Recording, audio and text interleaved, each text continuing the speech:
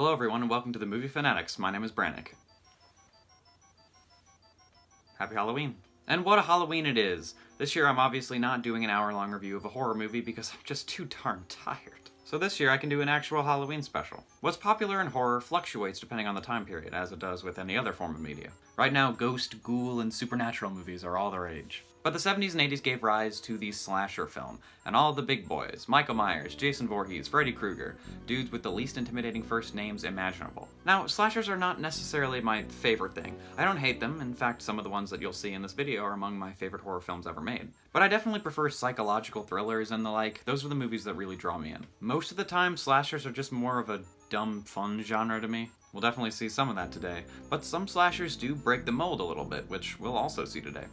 Alright, so a couple months ago I got thinking. Dangerous, I know. But I thought it would be fun to maybe rank the original films in each of the classic slasher series. All of these spawned long-running franchises and some pretty iconic characters, so I thought it'd be interesting to pit some of these classic slashers against each other. So that's what today is. Today I'll be looking at Halloween, Friday the 13th, Nightmare on Elm Street, the Texas Chain Saw Massacre, and Scream.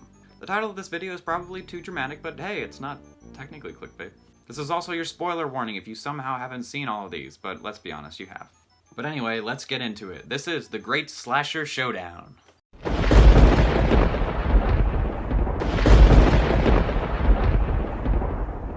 Oh boy, oh man, I just love Friday the 13th. I get chills every single time Jason jumps out and goes, "Guess what day it is?" I'm just kidding, you got me. You know I don't like this movie. Movie fanatics aficionados, if those even exist, will remember that in my Top Picks of 2021 video, I expressed my distaste for the original Friday the 13th several times. I kind of included that whole thing as a joke, though in the video it just comes off as kind of random. However, there was quite a bit of truth behind it. Friday the 13th is an immensely popular franchise, which is kind of baffling considering how crappy the first movie is. And that's not even because it's an old, low-budget slasher film. As we'll see shortly, there were other old, low-budget slasher films that came out before this one that were much, much better. Really, this franchise was built off of the first movie's success at the box office rather than its quality. And I mean, the film had a great ad campaign. Advertisements hailed it as the most terrifying film ever made. They hadn't even written a script yet, alright. If there's one thing I can praise, it's this movie's title. The original was A Long Night at Camp Blood, which is significantly less cool than Friday the 13th. I'm just kidding, there are other things that I can and will praise about this movie, starting with these stellar makeup effects. The practical effects at play here do not mess around, and they lead to some incredibly iconic moments. Had they used primitive CGI, I doubt the arrow through the neck kill would have gone down in cinema history. Tom Savini is the one behind these effects, and they have aged really well. There's something really brutal feeling about this axe kill, even though it's just a prop, probably because of the light moving, letting us really feel the impact of it. It's great. In that regard, the kills are really well done.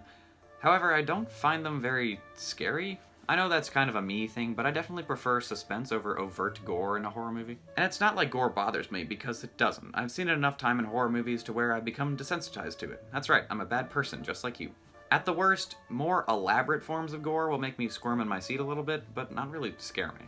Throat slits in particular make me turn away from the screen, but it's not like they give me nightmares. But yes, the makeup effects are impressive, and I'm not trying to downplay the work of Savini because I absolutely love what he did here. It's just that I prefer a tense movie over a gory one. And it's not like these have to be mutually exclusive. Halloween has tons of tension and people still get stabbed in it. I also do like the cinematography. Sometimes. I'm mainly talking about the establishing shots and the way they're framed. They're nice and weirdly artistic for Friday the 13th. A trend we'll see in this movie and almost all the other ones on this list is bad acting from our teen young adult protagonists, and just their characters in general. Friday's characters are pretty bad. I literally don't remember any of their names, and there's just not anything to them. That's because they were supposed to kind of be audience stand-ins. They were supposed to be relatable teens to appeal to the teens in the audience. But I think they oversimplified them, and it's to the point where they don't really feel like people. Also, there's this unfortunately aged moment. Whoops. And these guys murdered that poor snake, which was real, and they really killed it. What's up with that? And more so than characters, these dudes and dudettes are just bodies to be mowed down by the killer throughout the movie. Speaking of which, did you know that Jason Voorhees is not the killer in the original Friday the 13th film? If you didn't, I wonder how you have internet access in that cave you live in. Yes, as Drew Barrymore should have known, the killer in the original Friday the 13th is Jason's mom. Scary? For most of the film, we don't see the killer. Instead, we get a POV shot from the killer's perspective of the kill. I mean, it's kinda neat. And the idea of not seeing the killer until the end is a neat idea if it was used well, but the fact that we still see the killer's actions kind of robs it of much tension. If we just see it from her perspective, It's kind of uninteresting. And I'm sorry, but I think the final twist is just really dumb. The whole time, the killer was some random lady we've never met or seen before, who is the mother of a kid who was mentioned one time in passing dialogue by some truck driver. I will say that the one saving grace of the finale is Betsy Palmer's acting. She really is the best actor in the whole movie, and it's not even close.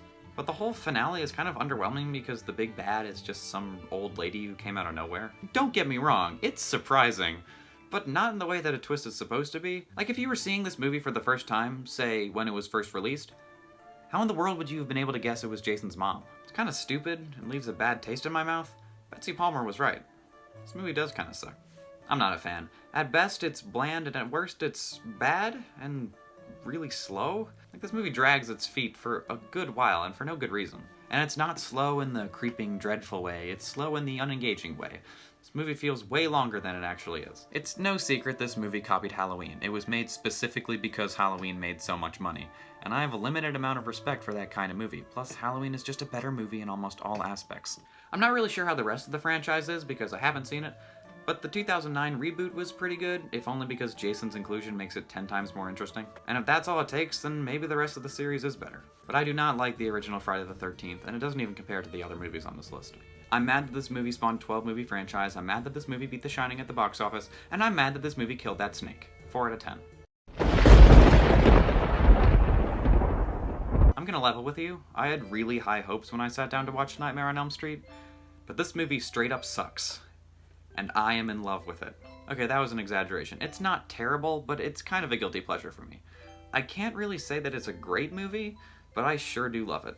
A Nightmare on Elm Street is the weirdest movie on this list. It is kooky, it is crazy, and it is sometimes hilarious. This is God. I have a really hard time trying to figure out how seriously this movie takes itself, because it seems to change on a moment-to-moment basis. For starters, both movies on this list made by Wes Craven actually have good characters, which caught me off guard. While I can't say this movie has good acting, because it doesn't, except for Robert Englund, it still has great characters. As far as final girls go, Nancy is by far my favorite, because she actually has a personality, and she's pretty funny sometimes. Where's your pass? Screw your pass. I mean, I thought that was funny. I really enjoyed her character, and she's not technically a final girl per se, more of a main character, but she has a one-on-one fight against the killer at the very end, so I'll count it regardless. She's my favorite. Nancy is a really endearing protagonist. She should have been the survivor in Dead by Daylight instead of this goon. So Nancy is our protagonist, but our antagonist is the infamous Freddy Krueger, played by Robert Englund. You know, from Meet the Deedles. I can't tell if Freddy is supposed to be scary or funny or something in between, but he is a treat to watch. He's not really scary because he's kind of a goofball, but he definitely has some of the best stage presence in all of horror in this movie. That kind of goes for the whole movie. It's not scary, but it is very unique and creative. The whole concept of the dream world is ingenious, and whenever its weirder and more nonsensical aspects are implemented, I find it really cool. If I have any gripes with it, I think it just could have gone further. It already feels like a different world, but I think it could have been even more, you know? But I'm still happy with what I got. It, at the very least, leads to some incredible death scenes. They're not really scary per se, but they are so inventive that I enjoy them anyway. The ones where Tina is lifted onto the ceiling and Johnny Depp falls through the bed before a geyser of blood comes out are particularly cool. And there are some legitimately unnerving moments, like the one where Tina's body is dragged away by an invisible force, or the build-up to Rod's death. But like I said, the acting is not really good in this movie, and there are a couple of dumb things. I like Nancy as a character, but her actress's performance is inconsistent at best. And the same goes for the rest of the teens. Except Johnny Depp, because I think he's legitimately good here. And the adults aren't much better, especially the mom. I found her performance really weird and unnatural. Robert Englund is definitely the best in this movie. He is the definitive Freddy, and he really steals every scene that he's in. Part of the reason I didn't like the 2010 Elm Street movie is that Freddy just isn't the same without him. Something that got on my nerves in this movie was the music that played during the chase scenes. I don't know, the weird synth just didn't seem to fit. And of course, the ending is god-awful. It feels really out of place and kind of ends the movie on a bad note. Wes Craven was allegedly not a fan of this ending, but the producers insisted on including it. Craven was right. The only good thing about this ending is the Jump Rope Girls song, because that's actually pretty creepy. Plus, look at this mannequin. Yikes. Besides that, this movie does include some incredible use of practical effects. Even the goofier bits, like Freddy cutting his fingers off, are kind of unnerving because of the effects. They built a tilting room for the parts where Tina is on the ceiling and the blood comes out of the bed, which is just so cool. But I can't stress enough how entertaining this movie is. I loved every second of it, and would really recommend it as kind of an entry-level horror film, because it's not that intense while still being enjoyable. It's not amazing or anything, and it's outclassed by the other slashers that are above it on this list, but it's definitely the most unique. and I do give it props for how unique it is. There really is nothing else like A Nightmare on Elm Street. Again, I can't really call it a great movie, but I do like it a lot. Giving it a score without my personal love taken into account, I guess like a 6 out of 10, but take that number with a grain of salt and go watch this movie if you haven't already. Scream is a good movie. While not as out there as Elm Street, Scream still stands out among slashers, mainly because of its tone. The film is incredibly self-aware, making countless meta jokes and horror movie references. This is the most recent movie on today's list and helped to revitalize the slasher genre. Though it's kind of a half-slasher, half-whodunit story in which everyone is a suspect. Now I love me a good mystery, and Scream certainly does deliver, with tons of red herrings, little details, and new developments that make it incredibly fun to watch. I was lucky enough to not know how this movie played out, so I got to unravel the mystery for myself when I first watched this movie. And I gotta say, this movie has a really good twist because it completely subverts the audience's expectations. Because not Johnny Depp seems like the most obvious candidate to be Ghostface, the audience kind of rules him out of the equation in their minds. But turns out Scream was 6 steps ahead of you and knew you were thinking that because not Johnny Depp is Ghostface. Also Shaggy. And the reveal that Ghostface was actually 2 people is genius and kind of makes you want to go back and rewatch the movie to try and wonder who's in the Ghostface costume here. And the moment it's revealed is just so well done. We all go a little mad sometimes. Wow, that line is in 2 separate equally iconic scenes in 2 separate equally iconic movies. Nice. This movie really takes you on a ride and opens with one of the greatest horror openings of all time. Everyone knows the opening with the phone call and the "what's your favorite scary movie" line, and for good reason.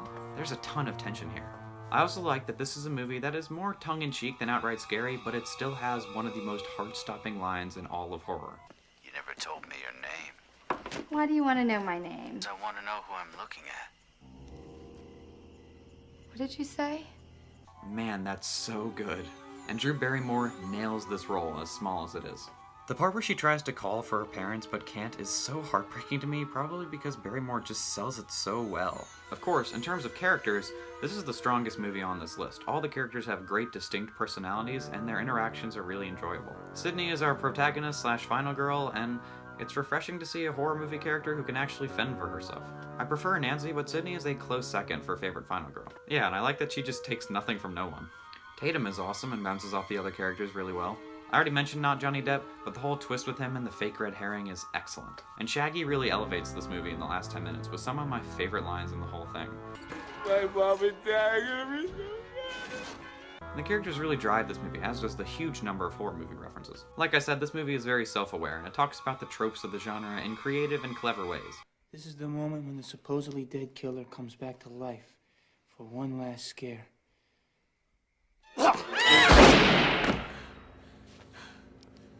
Not in my movie. Sometimes it goes a little too far, like, okay, come on now. But overall, I love it. It has a really great tone, and while it doesn't take itself too seriously, there are still some great scares and kills. I mentioned the excellent opening, but there's also this moment that might be my favorite in the entire movie. Behind you, kid! Andy! Behind you! Don't go around. What? Come on, 30-second delay. Also, look at this shot. Nice. As for Ghosty himself, I love him. He's kind of a clumsy idiot, and I think it fits. He would have felt out of place if he were a serious, creepy stalker like Michael Myers, but him being kind of a doofus works. It's kind of a horror comedy, so him doing weird pratfalls works for me. But anyway, Scream is a fantastic film that deserves all the praise it's gotten over the years. It's a wonderful whodunit story with excellent characters, great acting, and some really clever writing. 8 out of 10. You guys know I love Halloween. If Scream revitalized slashers, this is the movie that vitalized it to begin with. It wasn't the first one ever made, but it popularized the subgenre more so than any other film on this list. What makes this movie so effective is the perfect balance of suspense and thrills. I think that's the ideal formula for slasher films. You need suspenseful, tense moments as well as exciting ones. And I think Michael Myers as a character is the epitome of this concept. There's a creeping subtlety to Myers that makes him so unnerving. There are numerous shots of him just standing around in the background, and it's such a great way to build fear and tension. Myers doesn't run or yell or do whatever this is. He watches you, and eventually he kills you. He has the most effective presence of any of the killers on this list. Even when he's not around, there's a sense of dread because you still feel like he might be. Visually, the shape is also incredible. The modified Bill Shatner mask that Michael stole from a hardware store, I guess, really strikes fear at a glance. It leans into the uncanny valley, and it's super creepy. On the acting side of things, when I talked about this movie for the first time in the Top Picks video, I think my assessment of the actors was a little wrong. Now, I'm talking about the teenagers. None of them are that great. Jamie Lee Curtis is the best, but I still wasn't over the moon in love with her performance. I obviously rewatched the movie for this review, and I think I changed my mind about the acting. I still think Donna Pleasance as Loomis is the best in the film. That hasn't changed. He gives it 100%, and I like the moment where he talks about Michael Myers because it's basically a moment where he gets to just act. I met this 6-year-old child with this blank, pale, emotionless face and the blackest eyes, the devil's eyes. Besides him, the acting isn't terrible, the teens aren't the best, but they were much better than I remember. But most of all, I've come around to Jamie Lee Curtis's performance in this movie. She actually does a pretty great job, especially for her debut role. She obviously improved with time, and she's at her best in the newer movies, but for Laurie's first appearance, I think Curtis does a fine job. Another one of the movie's biggest strengths is Dean Cundey's incredible cinematography.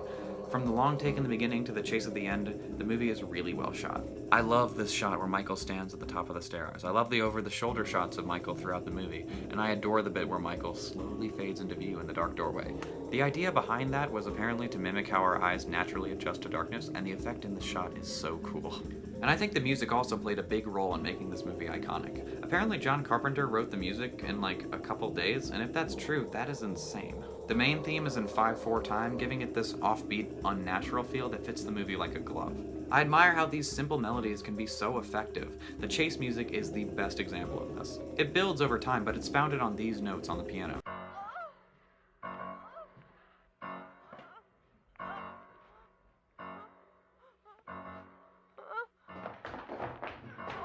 It's so simple, but it's so adrenaline pumping. I love it. Halloween had a really small budget, around $300K I believe, and it's incredible what Carpenter and his team were able to do with so little money. Apparently all the actors brought their own clothes as costumes, and the movie has this indie feel that I love. It kind of makes it more real in a way. It feels like you're really watching events that happened in a random small town in Illinois. It has a palpable atmosphere that I love a lot, and one that hasn't really returned in any of the other Halloween movies I've seen. I like the 2018 one, but it just doesn't have that same feel as the original. I have a lot of respect for this movie, and I feel like it's one that I'll put on every year around October. It's creepy, suspenseful, thrilling, and a fantastic slasher film. 8 out of 10. Process of elimination spoiled the top pick, but yeah, it's the Texas Chain Saw Massacre. Every so often, I watch a horror movie that I have a visceral reaction to, a sort of gut emotional response, and TCM is one such movie. The Texas Chain Saw Massacre is one of the most intense horror films ever made. It's almost overwhelming, but in a good way. This movie, like Halloween, had a very small budget, giving it a similar indie feel, but I think it's to a greater extent here than it was in Halloween. This movie feels so authentic. Because of the low budget and the fact that they filmed it during a heat wave, the movie has a gritty feel that's really inexplicable. I've said it before, you can feel the heat in this movie. And because there's this feeling of authenticity, the kills feel even more brutal. It really feels like you're there in the musty house with the characters. It helps to immerse you in the film. The filmmakers were trying to get this movie down to a PG rating, which is hilarious, but to do this, they removed almost all the explicit gore that was in the movie initially. The movie never got below an R rating, but I'm actually glad they removed the gore. One of the most effective parts of this movie is its hiding of the gore. It forces the viewers to fill in the blanks in their minds, and it works wonders. Much better than if the gore was just shown outright. The movie has an incredible opening and closing. The introductory narration done by John Larroquette is chilling and absolutely iconic, and it also leads to the movie feeling kind of like a documentary. And yeah, I feel like I've talked about the chainsaw dance ending so many times on this channel, but I'm obsessed with it. The abrupt cut to black follows what feels like an eternity of screaming and loud noise, and it all ends in a single cut. You're left there sitting in a completely silent room, and for the first time you notice your racing heartbeat. It's such a cool experience every time. Watching the clip at the ending by itself does not have the same effect as watching the clip after watching the whole movie that led to it. The movie's a little slower in the beginning, but I actually like the pacing. We don't see Leatherface for a good while, and I think it's great. It heightens the tension. And the moment we do see him is a heart-stopping one.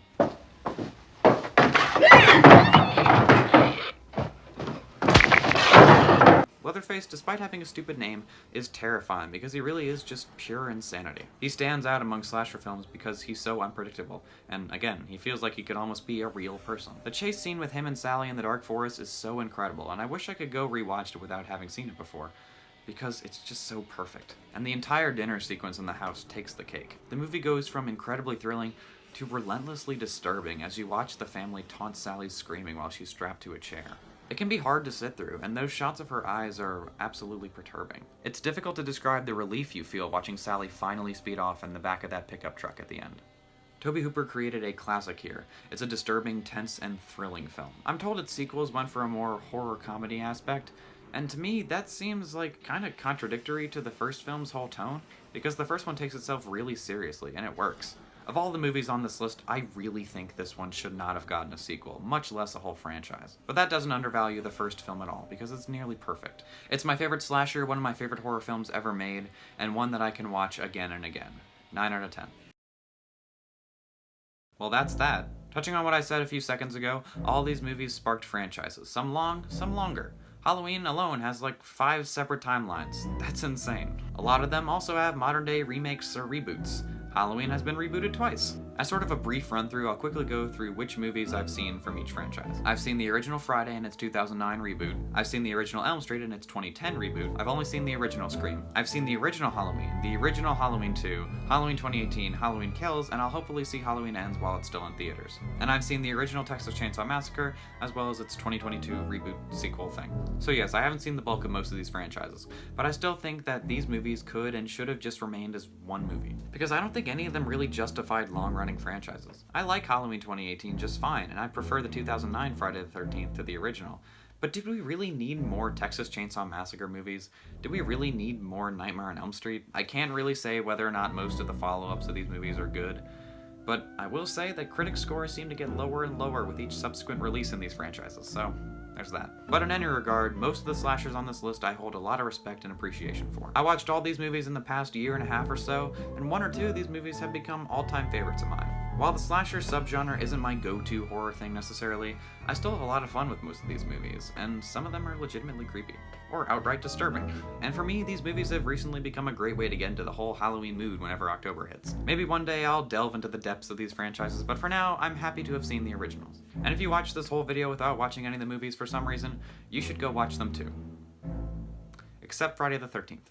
Thank you all so much for watching, and have a very happy Halloween.